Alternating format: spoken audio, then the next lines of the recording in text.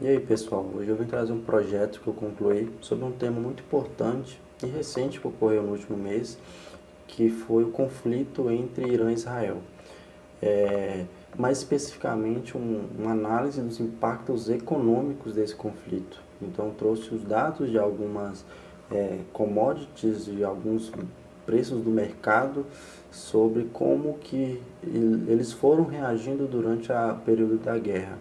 Dentre elas, eu trouxe dados de petróleo, gás natural, ouro, ações globais, a moeda de Israel, no caso o câmbio, só um adendo, só trouxe apenas a moeda de Israel, não também a do Irã, porque a do Irã não tem uma fonte oficial, alguma fonte confiável que pudesse extrair esses dados, já que são dados centralizados pelo governo iraniano. E também alguns impactos que esse conflito pode ter gerado aqui no Brasil. Vamos começar do petróleo, que talvez seja até o mais importante. A gente consegue ver que, de fato, analisando o período da guerra, e toda essa análise vai ser pautada analisando o mês de junho, e esse mês de junho eu segmentei em três partes, que no caso a pré-guerra, que é desde o começo do mês até o dia 12, a guerra, do dia 13 ao dia 24, e o pós-guerra, que são os dias restantes do mês. Analisando todo o período da guerra, a gente vê que, de fato, o valor do preço desses barris bateram no período da guerra. Então, a gente vê que, de fato, começou a ter uma crescente logo quando começa a guerra. Mas, analisando todo o período da guerra, do seu começo até o seu final, a gente vê que essa variação da guerra foi até negativa. Então, até me surpreendeu esse número, porque eu esperava que seria até uma variação positiva e até considerável, mas não, o preço do médio o preço médio do barril, ele desvalorizou. E por que isso? Tem uma hipótese que é sobre o ataque dos Estados Unidos no dia 21 sobre as bases nucleares do Irã. E a gente vê que após esse ataque o mercado reagiu de uma forma muito mais pesada no quesito da desvalorização do preço. Porque após esse ataque se entendeu muito que a guerra já tinha chegado ao fim ou estava é, tomando os rumos para terminar. Então a gente vê muito esse padrão. A gente vê de fato que no pré-guerra havia até uma variação positiva, mas não tão acentuosa assim, como ocorreu quando explode a guerra. Então a gente vê aqui, essa aqui é a porcentagem média da variação, então vê que ele vai variando 1%, até quase linear, e só que quando explode a guerra tem uma valorização de 7,15%. Mas vê nos dias contínuos da guerra, essa, essa tendência não se mantém. Então ela até desvaloriza, volta a valorizar, mas a gente vê aqui que após o ataque do dia 21, teve uma desvalorização até significativa, uma valorização média desses dois barris de menos 7,9%. Então, nesse outro card, eu trouxe aqui uma variação do pico da guerra. Do pico da guerra eu considero desde o seu começo até o dia 21, no caso até o dia 20. Então, a gente consegue ver uma análise quando a guerra de fato estava num conflito mais tenso, de fato. Então a gente vê que no pico da guerra houve sim uma valorização do preço desses barris, que é de 2,8%. Então a gente tem outros cards aqui que a gente mostra uma máxima variação, uma média no caso, que ocorre justamente quando explode a guerra, de 7,3%, que é considerável, uma mínima variação, ou seja, uma desvalorização do preço desse barril de menos 8,6% e uma variação média de todo o período analisado de apenas 0,31%. Então, no mês de junho, apesar de uma guerra, não teve uma variação tão significativa assim. Aqui eu sempre estou trazendo dados fonte dessa análise do preço dos barris. Por exemplo, analisando esse WTI, pegar todo o período analisado, a gente vê que, de fato, o pico da variação foi 7,30. Só que também o mínimo dessa variação também foi no período de guerra. que foi quando teve uma desvalorização de 8,6% e a máxima variação também de 7,30%. Mas analisando só o período de guerra desse barril, a gente vê que, ordenando pela data, que essa máxima variação acontece quando explode a guerra e essa mínima valorização, a variação, ocorre após o ataque do dia 21. Então, esse ataque do dia 21 foi muito impactante no quesito de mercado. Então, o mercado respondeu que a guerra já estava tendo os dias contados, vamos dizer assim. E esse padrão ele a basicamente todos os demais produtos, né? Vamos chamar produtos assim. Isso ocorre também para o gás natural, então a gente vê essa tendência de subida quando explode a guerra e também um declínio muito acentuoso após o G20. Então a gente até vê aqui no dia 20 mesmo, então uma desvalorização de menos 3,6%, 3,9%.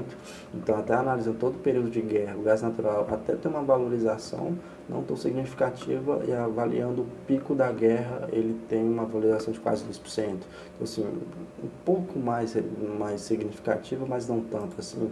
Então, a gente também vê esses dados que tem até um ponto curioso que o máximo da variação ocorre no pós-guerra e deveria ser feita uma outra análise do porquê isso, talvez não tenha sido o impacto da guerra em si, mas também o mesmo padrão, a mínima variação ocorre também no período de guerra, só o que destoa aqui mesmo é de fato o preço aqui no pós-guerra, que tem uma valorização de quase 15%. O ouro também, eu acho que o ouro que foi menos impactado, a gente consegue ver aqui pela sua variação máxima e mínima menos de 2%, e a variação média de 0,15%.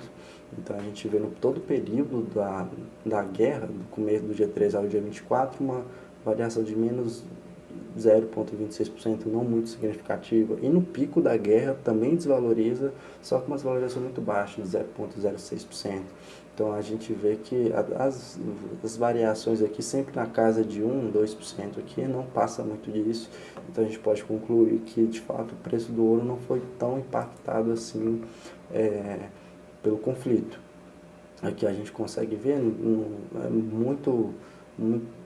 muito alternativo essa variação, então ele sobe, desce, então a gente conclui que não teve um impacto tão significativo assim no preço do ouro. E aqui trazendo as análises das ações do mercado, também teve aquele padrão de subir depois cair durante o período da guerra, mas também não tão significativo, que eu resolvi trazer os dados normalizados, porque são mais segmentações, então aqui nessas ações do mercado eu resolvi trazer as principais bolsas globais em si, então a gente vê que tem uma certa variação, tanto positiva quanto negativa, aqui a gente consegue ver um pouco melhor, que está trazendo a média de todas. A gente vê que na guerra, quando explode a guerra, tem uma redução, aí sobe, volta a cair, sobe, volta a cair, então muito variável mesmo, tanto positivo quanto negativamente. Então, aí, analisando todo o período de guerra, teve um declínio de 0,11% e no pico da guerra desvalorizou mais ainda. Então, até analisando a variação mínima, média aqui, de 1,8%. Então, assim, muito próximo à máxima e à mínima aqui, mas não tão impactantes assim. Então, até pegando aqui a variação, a gente consegue ver que as principais variações ocorreram no pós-guerra e as mínimas ocorreram na guerra, que faz sentido também. Num período de estabilidade, ocorreu o mercado responder negativamente, mas não foi tão acentuoso assim. Trazendo os dados agora da moeda de Israel, o shekel, aqui toda essa análise é feita com base no dólar, então aqui é $1 para 3,52 na moeda de Israel, e a gente vê que no período da guerra houve uma desvalorização, mas numa desvalorização até menor do que ocorria no pré-guerra. Então, no pré-guerra ele tinha já uma desvalorização, já havia uma certa desvalorização de menos 0,3% e durante todo o período da guerra desvalorizou um pouco menos. Analisando o pico da guerra, houve uma valorização de 0,05%, mas também não muito significativa assim.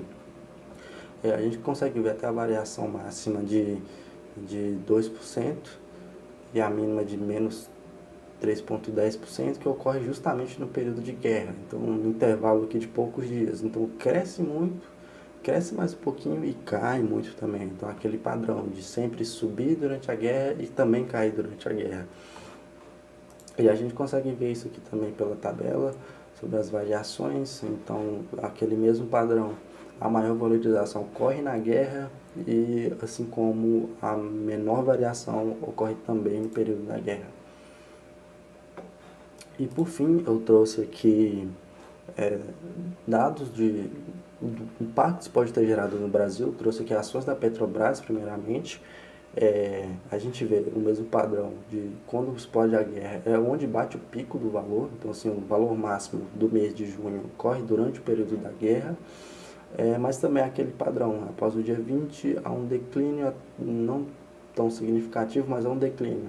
Então a gente pode até ver que o preço final aqui é muito parecido com o preço inicial do mês. Então apesar de ter passado por uma guerra relevante, não teve um impacto tão significativo assim. A gente já pode até acompanhar por esse gráfico médio aqui, que já era uma tendência numa variação positivo e negativo. Então ele reduzia, subia bastante, ele continuou subindo. Quando a guerra explode, ele sobe, depois desce, sobe, desce, sobe, desce e acaba não variando tanto assim. A gente consegue até acompanhar melhor analisando uma ação específica, que até analisando a variação acumulada do final não foi tanto assim. Então assim, eles valorizam, mas eu considerando o valor inicial não variou tanto. E aqui do lado eu trouxe dados da ANP, que são dados oficiais que eu extraí do site do GovBR, que são dados de alguns tipos de combustíveis, visando ver o impacto de fato no preço do combustível. Apesar de que talvez esse impacto não surja de imediato, caso houvesse, mas a gente vê de fato que no período pré-guerra, os valores dos combustíveis aqui no Brasil eram até maiores do que o período de guerra. Olhando o óleo diesel, por exemplo, era 5,99 no pré-guerra e durante a guerra de 5,96. Vamos analisar a gasolina comum também, uma redução de 2 centavos. Então, assim, esse padrão se repete em quase todos os produtos analisados aqui. No mais, o projeto é isso, ficou um pouco extenso, mas que de fato tem muita coisa para ser dita, até um tema um pouco complexo. Caso for do interesse, tem no GitHub aqui, toda a parte do ETL, parte que eu extraí esses dados. Então tem um notebook aqui que mostra todas essas informações extraídas direto da fonte, para ver que de fato são dados oficiais, dados originais mesmo, que eu traí tanto do Yahoo Finance, que traz informações financeiras do mercado, como informações da ANP e etc. Deixa aqui nos comentários abertos para sugestões de melhorias, de correções. Já posso ter falado alguma coisa incorreta, apesar de ser entusiasta sobre o tema, não sou nenhum geopolítico especialista ou algum especialista em economia. E no mais é isso. Muito obrigado por vir até aqui.